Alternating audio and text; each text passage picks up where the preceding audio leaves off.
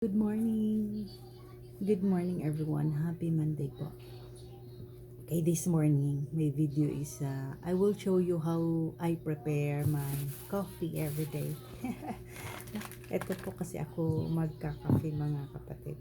Ang daming sahog ng aking kape. First, ito ay yung black coffee. Nilalagyan ko siya ng black coffee. Naubusan kasi ako ng steam coffee, yung herbal coffee. Ganito lang siya kadami. And then, lagyan ko nito. Ito ay barley mga kapatid. Ihalo ko dito sa kape ko.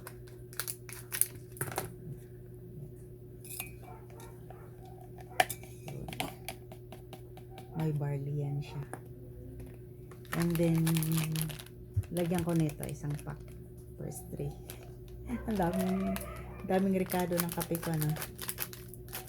Kahit na may ako, yung herbal coffee, naglalagay rin ako ng gatas kasi trip ko lang talaga, gusto ko maglagay. And then last kasi hindi pwedeng mawala ito sa akin, yung chia seeds. Lagyan ko siya ng isang ganito kasi everyday kailangan natin mag-consume ng 2 teaspoon ng chia seeds. Kaya pwede nyo namang ilagay yung chia seeds sa inyong drinking water. Sa akin lang kasi trip ko siyang ilagay sa aking kafe. Kaya ganito ako magka-cafe everyday. Ang dami kong hinahalo. Pag meron akong herbal coffee, meron din talaga akong black coffee. Ganun ako kaano sa kape. Tapos meron akong milk, meron akong barley at saka chia seeds.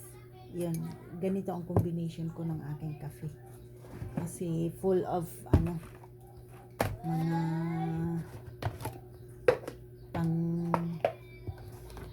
panangga ng insulin. Although minsan hindi ko pa kasi maibalik yung pag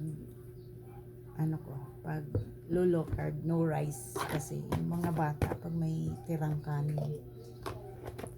hindi kasi nila kinakain, kaya nasasayang. Napakamahal pa naman ng bigas ngayon.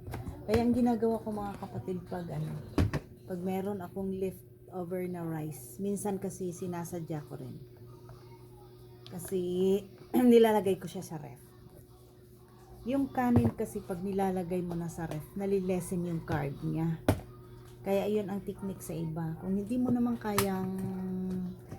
kayang umiwas ng rice, ganun po yung gawin mo. Pag sadyain mo yung sa hapunan nyo marami kayong kanin, ilalagay nyo sa ref, magdamag po yun. Tsaka pag kinaumagahan na, pwede nyo nang i-fried rice yun. Malilesen yung carb niyang carb intake nyo doon sa carbohydrates, kagaya po nito. Kasi yung aming ngayon ay nagluluto ako ng carne norte na may egg. Tapos yung rice namin kagabi na nilagay ko sa ref, ito na siya. Ginawa ko na siyang fried rice. Tapos ang dami naming magpili ka lang kung ano trip mo. Bumili ako ng suman malagkit 2. I-pair ko sa aking kafe. And then gumawa din ako ng insaladang ampalaya. Ito ang gusto ko sa ampalaya eh. Minsan lang ko nagluluto, nalagyan ko siya ng egg. Ganito lang siya. Katapos ko siyang ipigaan. Ganyan, lagyan ko lang siya ng asin at saka suka. Ayos na. Kaya trip ko nga sanang maglagay ng salted egg. Kaso lang wala na akong barya. Ayoko nang Kaya yan lang for this morning.